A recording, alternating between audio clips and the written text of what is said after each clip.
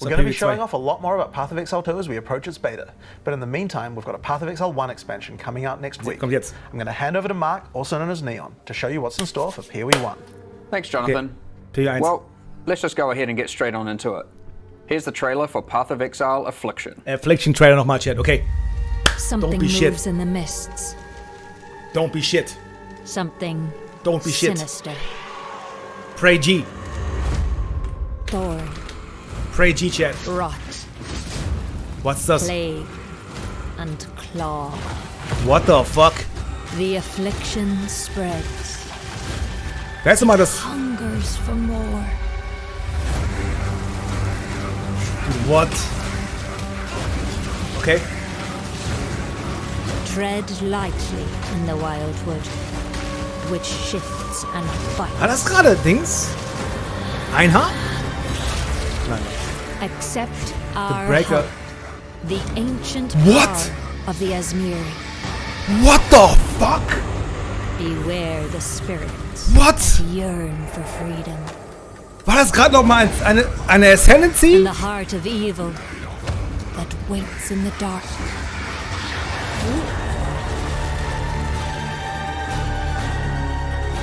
Warlock Warden.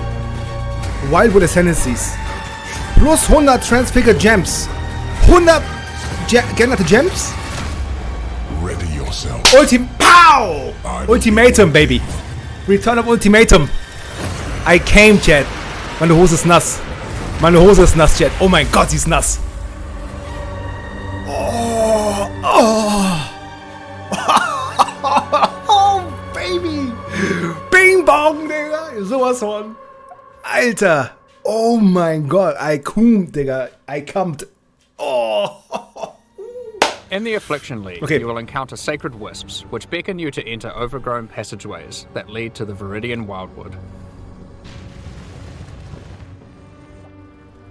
A vile affliction has covered this forest with a foreboding darkness. You'll need to uncover the forest mysteries to put a stop to the source of the affliction. As you approach the darkness, the wisps burn away its affliction. Make sure you tread carefully, because they only have a limited amount of power. But be warned, the darkness is full of cursed monsters that emerge to kill you. Oh, Shadow? As you explore, you might see other types of wisps trapped inside the darkness. The Wildwood is trying to guide you towards clues about its affliction. Follow the trails of wisps by collecting them, and you may uncover many different secrets. New characters to find, shrines, boss battles, and all kinds of new encounters are lurking in the forest just waiting for you to discover them. What the fuck, okay. There are many rewards to earn for those brave enough to seek them.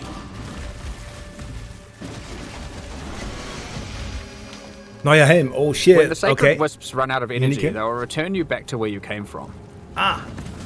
Any other types of wisps you have collected will return with you to Rayclast. Okay. These wisps, having been saved from the affliction, disperse into the environment and inhabit randomly chosen monsters in the area, increasing their power and also their rewards. Oh shit. The different types of wisps have different effects on monsters, and sometimes more than one type will inhabit a single monster, making the fight even harder and even more rewarding. Oh, if this happens to a boss, you could be in for a tough fight, but if you can overcome it, your efforts will not be in vain. Projectiles? Primal wisps grant an item rarity bonus to inhabited monsters. Wild wisps grant an item quantity bonus, and vivid wisps cause them to drop currency items. If a monster gets all three types, they'll drop more items of a higher rarity and a lot of currency. Oh shit, bro. While exploring the Wildwood, you might find some of the last few Asmiri wanderers who have managed to survive in the forest since it was cursed. Okay. Each of them have different survival specializations, and they are willing to teach you if you agree to help them defeat the source of the affliction, the King in the Mists. Choose which of the Asmiri that you will complete quests for to unlock one of 3 new Ascendancy classes, which you can have in addition to your regular Ascendancy class. Völlig krank. Up to 8 points for these classes are unlocked as you complete more quests for the Asmiri you are training under. The Warden of Eves can teach you to become a Warden of the Magi, a powerful class that takes advantage of wilderness knowledge. A Warden of the Magi can learn to use tinctures which coat their weapons, granting various powerful effects. What? Okay. You can equip tinctures in your flask slots and toggle them on and off at will. You can only have one enabled at a time, but the effects are quite conditional, so you may want to have more than one equipped and swap between them during combat. For example, equip the Ironwood Tincture to gain the benefit of always stunning enemies on full life. Wow. Tinctures can also get random mods. This one in particular adds stacks of wither to targets on full life and steals frenzy charges on hit, which makes it great as an initiator. When you are fighting rare monsters or finishing off tough bosses, you will want to swap to the Oak Branch Tincture, which grants Culling Strike, increased damage against enemies on low life, and has a chance to steal a mod from rare enemies you kill. You can buy more tinctures from the Warden of Eves using Primal Wisps when you find her in the forest, so keep an eye out for her.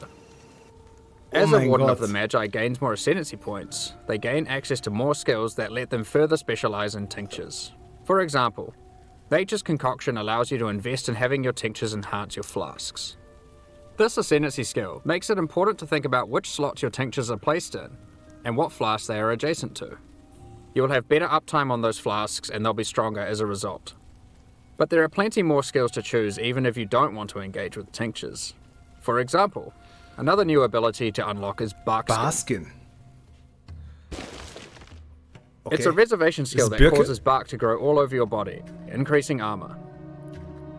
As you take damage, the bark falls off, increasing your evasion. Over time, the bark will grow back, Bro. Gibt ja so viel zu lesen gleich. Bonus, but Chat, wir müssen gleich so viel lesen. Ich bin heute Nacht erst irgendwann Classic. Irgendwann in 2 Stunden oder so. Teach you to become a Warlock of the Mists. Bro, what an is Ascendancy this? Class specializing in the darker arts of the Ismeri. Jede Klasse hat weitere? One powerful ability you can choose is Blood Hunt, which grants an active skill called Ravenous. Nein, mach ich nicht. Ich weiß nicht, wann ich fertig bin heute. Es dauert noch ein paar 3-4 Stunden. This skill lets you see what type of monster is under its life bar, bereit bin zu spielen. whether it is a demon, beast, undead, construct, or humanoid. Die Q auch, I don't care. Dann spiel ich mal. Consuming a corpse with the skill gives a buff to damage against that type of monster and ewig reduces lange. damage taken by it. You can only have one type active at a time, so it's a good idea to choose wisely for the area that you are in. Some bosses like the Maven are eldritch in nature and don't conform to the regular corpses that you have access to. But don't worry. The Breaker of Oaths has a shop where you can trade wild wisps for corpses that you can place on the ground wherever you are. Causes bleeding. Cast Buy channeling an eldritch beam. corpse and you will be able to get the bonus while fighting eldritch entities like the Maven. Oh, what? You may notice that most of the corpses he sells are not monsters you normally encounter. Digga, what? You might want to try turning some of these corpses into specters, to take advantage of some of the unique abilities that these monsters have. So here. Okay, bro, calm down. Gets access to many other abilities. For example, there is a trio of curses that you can pick from. Oh, shit. Biggest leak ever, bro. One of these curses targets your minions, giving them life degen and making them explode for massive damage when they are near death. One of them prevents enemies from dealing damage for the latter portion of its duration, coming right now, yeah. which is quite powerful against bosses. This curse creates the interesting build decision of whether or not you should increase curse duration or reduce it. The final curse is a mark that causes enemy phantasms to be spawned when you hit the marked enemy. These phantasms aren't on your side, so they work well with on-hit and on-kill trigger effects, for example. On-kill and on-hit. Uh-huh. The Primal Huntress can teach you to become a Wildwood Primalist. Unlike the other new ascendancies, the Primal Huntress lets you customize your tree. Charm sockets. Charm sockets? You do this with charms that you can buy from the Primal Huntress for Vivid Wisps. Cannot take charms reflective have damage. randomly generated mods, which give stats from regular Onslaught ascendancy kill, classes, flask charge. allowing you to create your own hybrid ascendancy class. Oh, what? Charms are magic items that are aligned with different attributes. So for example, this Ursine charm is strength aligned and has gotten the melee hits have a chance to fortify stat from the champion, and the ability to stop your movement speed going below base from the Juggernaut. This interline Corvine charm lets you get the stat that makes your concentrated ground effects linger from the Inquisitor, and the effect that makes cursed enemies explode from the Occultist. Some of the combination of mods that you might find for sale on charms can be extremely powerful. So keep a lookout for the Primal Huntress's shop, even if you're not playing as a Minimum Primalist charges. Oh mein Gott. As a Primalist, you also get access to a few other interesting abilities. Chat, ich werde das mit euch, tut mir leid, ich werde das... Use Warcries next to corpses and they have a chance to drop an extra item. It opens nearby chests too. Holy the Primalist also gets access to a small extra backpack, just in case you find yourself needing to cart more items to town during your map runs. What? Okay. If you are unhappy with the class you picked, or you just happen to find a really great item for another one of the classes, you are able to change which class you are using next time you find one of the Azmiri Wanderers. Just remember that you will have to do their quests in order to gain the ascendancy points for that class. These quests will lead you towards the ultimate goal of the Azmiri: finding the King in the Mists, defeating him, and cleansing the forest of its affliction once and for all. There are new uniques to find, rewards to claim, and new ascendancy classes to master in the affliction. Tornado shot yet. Now that we've covered what's in the league, let's talk about some of the changes you can expect to the core game in 3.23. Okay. For a start, Ultimatum is finally going core. When talking to players at ExileCon, it was the #1 feature that people requested. Ich hab's geliebt. When playing through in-game maps, you may sometimes encounter the Trial Master, who offers you a choice to undertake a deadly Val trial in exchange for great rewards. Ja. If you defeat the trial, he offers to go double or nothing with you. Kannst du Do you doppelt, take also the nichts. risk and go for an even better reward? Or do you take the winnings you have already earned off the table? Hey, gibt's immer noch. Gab's immer noch. Gibt's We've done a jetzt immer full noch. rebalance of Ultimatum and leicht, have added komm, many new leicht. mods and rewards, Many new mods including both new and reworked Gamble units. Sprint. The base number of rounds for an Ultimatum trial is now always 10, with a Gold ring. chance to spawn the Trial Master boss fight on the 10th round, if you are able to make it that far. As part of 3.23, we have also removed Metamorph from the game. Metamorph is All like the Catalyst rewards from Metamorph have now been moved to be rewards for Ultimatum. W. We have also added a new Val-themed Catalyst that works on corrupted items. As is normal for most content that gets added to endgame, we have introduced new Ultimatum passive skills to the Atlas tree. Oh yeah, boy. Yeah, boy. Yeah, One great example is the Keystone Grueling Gauntlet. It makes Ultimatums last 3 extra rounds, but you cannot choose the modifiers, and it prevents the final Trial Master boss fight from spawning. Ach was, das ist The level of challenge becomes extreme during the last 3 rounds, and not being able to choose the modifiers makes it even harder. But the rewards are insane, and for those with very high-end characters, it might be a bet worth making. There are lots of other passive skills you can pick from for Ultimatum, so drei Divines. Alright, also Mirrors now, it's time to talk about one of the largest metagame changes we've ever made.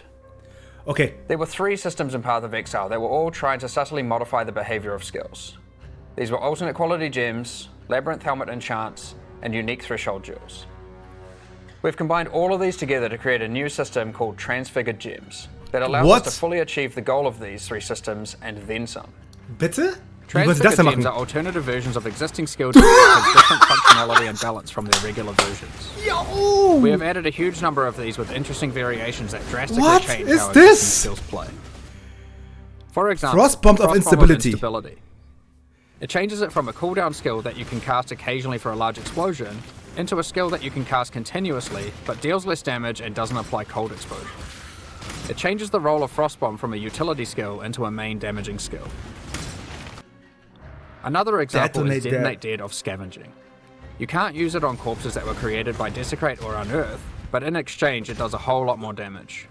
You won't be able to use it as your main reliable source of damage, but it's a great skill to use as a 4-link utility to get some extreme burst damage. Raise Zombie of Falling. Instead of raising a zombie from a corpse, you summon them from mid-air. They fall to their death, dealing AoE damage where they land. While this sounds like a physical damage version of Firestorm, you should consider that it scales with minion damage and also triggers on-death minion effects. Blight of Contagion. This version of Blight is now spread by Contagion, so you can use it as part of your Essence Drain build. Oh, we have a huge number of these. Transfigure Firestorm into Firestorm with Meteors, Transfigure Blade Trap into Blade Trap with Great Swords, Transfigure Barrage into Barrage of Volley Fire, and so on. There is a lot to experiment with, and we look forward to seeing what builds you can come up with. But how do you get Transfigured Gems? The Divine Font at the end of the Eternal Labyrinth has been changed to a gem crafting device that can modify your skill and support gems in a lot of new ways. One of the options you can now choose is to turn a skill gem into one of 3 Transfigured Gems. But that isn't all the Divine Font can do. It has a lot of other gem crafting options you can use. For example, you can add quality to gems, add experience to gems, sacrifice a gem for 1 or more treasure keys to open Azaros chests, and you can even exchange support gems for exceptional support gems like Empower or Enlighten. No way. These are just some of the options you'll find the Divine Font is now capable of. In order to replace the rewards in Heist that previously gave alternate quality gems, we have done a rebalance of the rewards of Heist as well. Code Damage. Experimented base Habt ihr gesehen? Replika Covenant. Uniques have been added and old ones changed, and we have increased the amount of currency from display cases as well. On top of this, we have gone through and buffed the quality stats on most damage-dealing skills. Tornado shot buff. In most cases, they will be significantly more powerful than before, and also more interesting. Overall, this is one of the largest metagame shifts that we've ever done. Log in. There are so many crazy new skill combinations to plan around, so we expect to see some really interesting new builds. Okay, crazy. Next up, I'd like to hand back over to Chris to talk about the new supporter packs. Oh my god, bro, what is this? At this point, we usually talk about the League supporter packs. We're doing things a bit differently this year. Rather than releasing League supporter packs today and then our annual core packs 2 weeks later, we have combined it all together into a strong set of core supporter packs that will be released alongside Path of Exile Affliction next week. The series contains 5 packs, each with its full value in points and a collection of exclusive cosmetic microtransactions. The higher packs contain physical merchandise. Yeah, okay, we'll unveil the full details of each of the packs at release next week. But in the meantime, here's a sneak peek of some of their exclusive cosmetic microtransactions.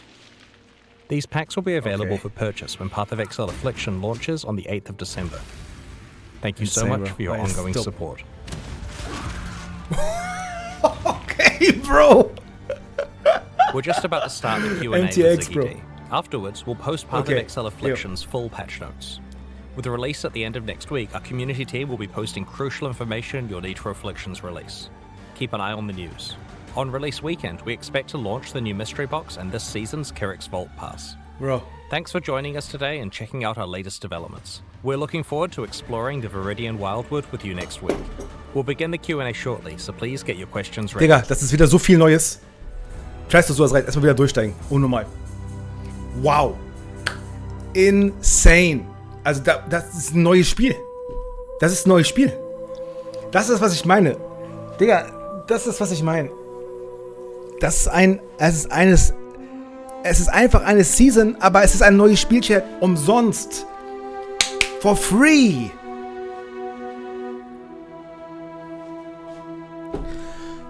Oh mein Gott, Chat. Also wie viel Big Dick war das jetzt? Wie oft seid ihr gekommen, Chat? Schreibt mal in den Chat, wie oft seid ihr gekommen? Seid ehrlich. I come like 1 Million Mal. Bro.